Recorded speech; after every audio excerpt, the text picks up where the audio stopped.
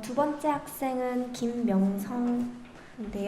김명성 학생은 법의학에 관한 관심을 기반으로 대한민국 법의학과 종사자들에 대한 구조와 형태를 파악하고 사회적 해석과 불의를 해결해 미래 법의학의 번영에 이바지하는 방법을 모색하는 프로젝트를 진행하였습니다.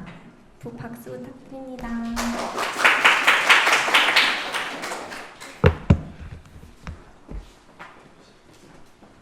안녕하세요. 안녕하세요. 김명성입니다. 법의학이라는 학문에 대해서 현재 한국 법의학학과에 겪고 있는 문제에 대해서 설명을 드리고 그에 관한 해결 방안을 소개시켜드리도록 하겠습니다. 우선 법의학이라는 학문 자체가 여러분께 생소한 개념일 수 있으니 먼저 법의학이란 무엇인지 설명을 먼저 드리고 그다음에 문제점에 대해서 논해보도록 하겠습니다. 우선 한국 법의학의 역사는 조선시대 때부터 시작됐는데요. 사람이 죽었을 때 조선시대 때는 총 2차례 검안을 했습니다. 처음에는 지방관리가 1차 검안서를 작성해서 보고를 했고 그 후에 연차적으로 지방관이 사인 판결 및 검안서 확인을 한 후에 정보가 들어가서 사실상 내용에 대해서 확실한 보고가 들어갔죠. 그리고 이에 대한 기록은 서적으로 나와 있는데요. 세종 20년에 중국의 무언록이라는 책을 번역한 신주 무언록이 발행되었고 이후에 태종 38년의 심리록, 영조 24년의 증수무언록, 순조 1년의 검요 등의 여러 가지 법의학 서적이 발간되었습니다. 근데 이 모든 책들이 다 일제강점기 때 일본으로 넘어가게 되었고 이러한 서적들은 일본의 법의학의 기틀을 다지는 기반이 되었습니다. 그리고 그 후에도 계속 일제강점기 동안 한국의 법의학이라는 학문이 계속 교육되고 있었지만 광복하면서 시스템이 일본 시스템에서 미국 시스템으로 넘어가면서 한국의과대학에서 법의학이라는 개념은 없어지게 되었지만 최근에 문국진 교수라는 분께서 법의학을 다시 한국에 불러 들여오셨고 현재까지 이게 이어져 나가고 있습니다. 법의학자는 범죄와 관련된 죽음뿐만 아니라 거의 대부분의 죽음에 있어서 부검을 실시하고 사인을 확실하게 판정을 내고 그것을 기록하는 직업을 갖고 있는데요. 더 나아가서 사전적인 데피니션으로는 법률상의 문제를 해결하는 데 있어서 필요한 의학적 사항을 연구하는 학문이라고 나와 있습니다.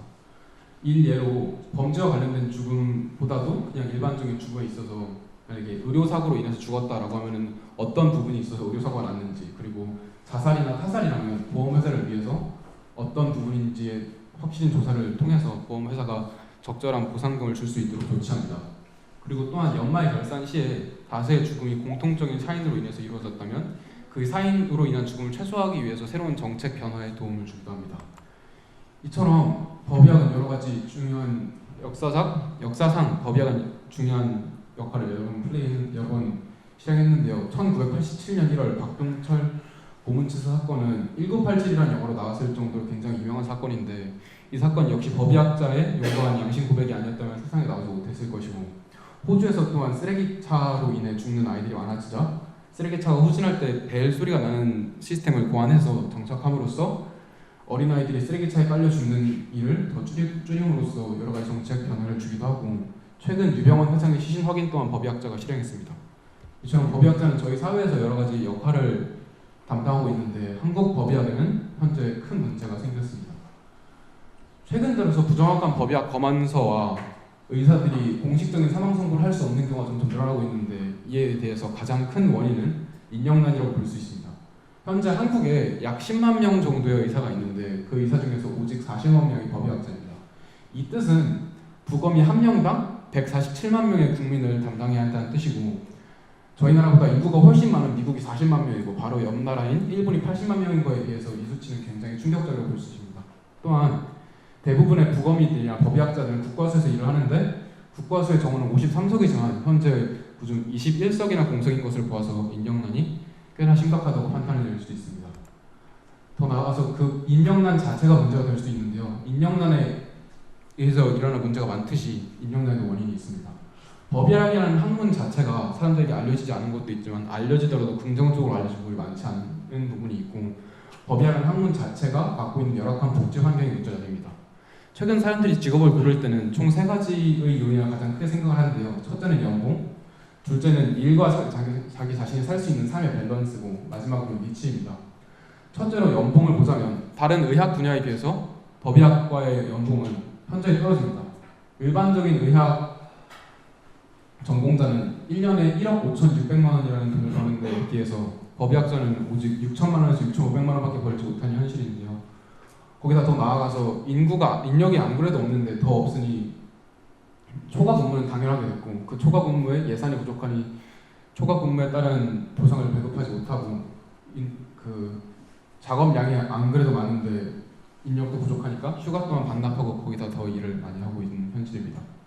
그리고 또한 국과수는 방금 말했듯이 많은 법의학자들의 직장인데, 국과수의 위치는 부산, 대구, 광주, 대전으로 서울에는 없고, 그 때문에 많은 사람들이 법의학을 선택하지 않는 경우가 많습니다. 거기도 한 가지 더 나아가서 한국상 정서로서 신체 발부 수지 금호라는 말이 있듯이 사람 몸에 칼을 대는 행위를 굉장히 거부감이 많이 갖고 있고, 죽음이라는 사실 자체에 대해서 거부감을 많이 갖고 있는데, 법의학이라는 학문이 아무래도 죽음에 연관이 많이 있기 때문에 법의학이라는 학문 자체에 거부감이 많이 있다고 생각이 됩니다.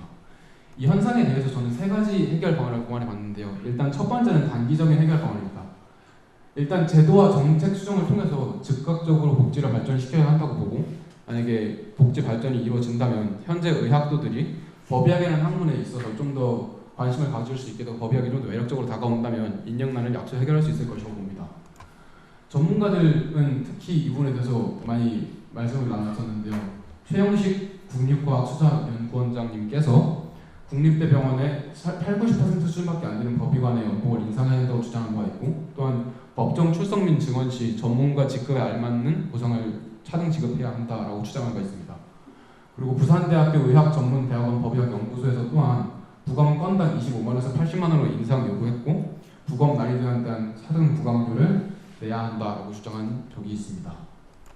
이처럼 만약 이러한 복지 발전이 이루어질 수 있다면 즉각적인 인력난을 해결할 수 있을 것이고, 인력난이 해결됨으로써 지금 현재 정확한 검안서가 줄어들 것이고, 인력이 더 많아지니 초과 근무를 더 많이 할 필요가 없으니 인지도도 좋아질 가능성이 생긴다고 주장합니다.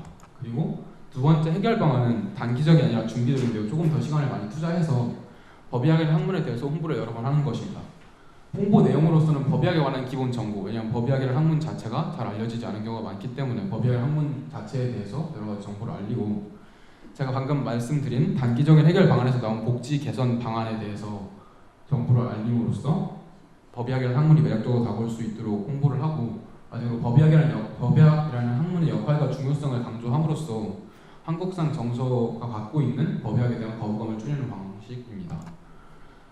여러 가지 인터넷 매체나 책자를 통해서 법의학을 홍보할 수 있다고 생각을 해봤는데요. 만약에 이 홍보가 효과적으로 이루어진다면 일반인들이 법의학에 대해서 갖고 있는 인식을 개선할 수 있고, 인식 개선이 늘어난다면 당연히 법의학자가 더 많이 늘어날 것이고, 이는 인력난의 해결로 이루어질 것입니다. 인력난이 해결된다면 당연히 다른 복지 시설과 법의학 사람들의 인식이 좋아질 것이고, 이를 통해 법의학의 위상을 다시 높일 수 있다면 민간인들의 보조와 정부의 지원을 더 많이 받을 수 있을 것이고, 이는 더 좋은 결과가 나올 수 있다고 생각을 합니다. 마지막으로 장기적 해결 방안입니다. 이거는 좀 거창하다고 생각하실 수도 있는데요. 바로 교육혁명입니다. 사회시간이나 도덕시간에 집중적인 진로 교육을 포함시켜서 진로 교육을 함으로써 학생들이 자기주도적으로 스스로의 미래에 대해서 계획할 수 있게 도움을 주는 것인데, 이것을 한다면 당연히 다른 직업들도 많이 늘어나겠지만 이에 따라서 법의학자들도 늘어날 수 있다는 견해를 갖고 있습니다. 해결 과정 중에는 자세하게 진로 교육을 하는 것뿐만 아니라 거의 더 나아가서 희망 진로에 관련된 교육을 좀 더 심화 교육을 제공할 수 있는 방법을 생각하고 왔습니다. 예를 들어서 의학을 선택한 학생은 의학과 비교적 관련이 떨어지는 물리학 대신에 심화 생물학을 공부함으로써 자신이 생각하고 있는 관심에 대해서 자신의 관심과 재능을 좀 더 확인하고 자신의 좀 더 알맞는 진로를 택할 수 있도록 도움을 주는 것인데요. 이를 통하면은 한국의 전체적인 진로에 도움을 줄 뿐만 아니라 법의학자도 늘어나기 때문에 법의학과에도 많은 도움이 받을 수 있을 거라고 생각을 합니다. 이를 통해서 인력난이 해결되고 여러 가지 복지 문제가 동시다발적으로 해결된다면 법의학과로서 대부분의 공통적인 발전을 이룰 수 있다고 생각합니다. 결론적으로 해결 방안을 통해 악순환을 끊어내는 것이 이번 제 해결 방안인데요. 법의학은 기본적으로 안 좋은 인식과 안 좋은 복지 환경 때문에 인력난이 생겼고, 그 인력난 때문에 복지 환경이 더더욱 안 좋아지고 있는 악순환을 현재 경험하고 있습니다. 그렇기 때문에 단기적 복지 회복을 통해서 긴급적으로 인력난을 해결하고 그 외 추가적인 해결 방안을 통해서 인력난과 안 좋은 인식을 해결함으로써 법의학이라는 학문을 좀 더 발전시킨다면 억울한 죽음이 줄어들 수 있을 것이고 억울하게 죽은 사람들도 그들의 권리를 다시 보장받을 수 있을 것입니다. 이순덕 교수라는 사람께서는 처우 개선도 중요하지만 법의학에 사회적으로 의미가 있다는 것을 제도적으로 보여줘야 한다고 주장한 바 있는데요. 제가 제안한 해결 방안을 통해서 여러 가지 제도의 변화를 준다면 법의학이 사회적으로 중요하다는 것을 더더욱 알려져 있습니다. 법의학이라는 학문은 의학에서 더 나아가서 사람의 권리를 추구한다는 거창한 의미를 갖고 있는데 이는 굉장히 중요하다고 생각합니다. 현재 전 세계에는 77억의 인구가 살고 있고 매년 5,500만 명이 죽어나가는데 모든 사람은 결국엔 죽게 되어 있고 죽은 사람은 법의학자가 검안을 해야 합니다. 이 검안을 통해서 죽은 사람이 어떻게 죽었는지 알릴 뿐만 아니라 그 후에 더 일어날 죽음을 막을 수도 있으니 법의학자가 현대 사회에서 끼치는 영향은 훨씬 거창하다고 생각해 볼 수 있습니다. 감사합니다.